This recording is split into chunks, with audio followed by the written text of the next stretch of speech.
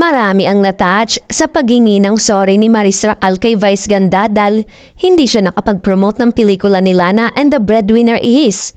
Sumalang sa tagahula ang bida ng Netflix series na Incognito at movie na Social Climbers na si Maris sa hide and sing segment ng It's Showtime.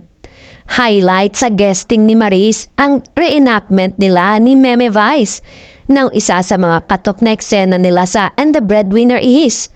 Sali ka na lang nang sali sa usapan ng mga matatanda, say ni Vice, na in character bilang Bambi, na karakter niya sa nasabing pelikula.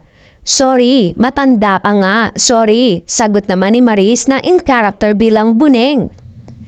Tawanan ng audience, It's Showtime host, at gayon din si Vice sa hirit ng dalaga.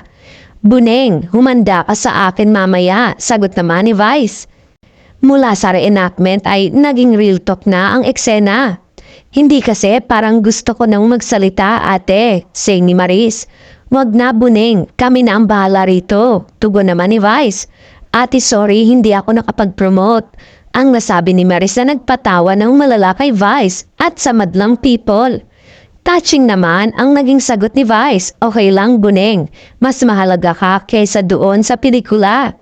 Biro naman ni Vice, walang bonus si Maris dahil sa hindi nito pag-promote.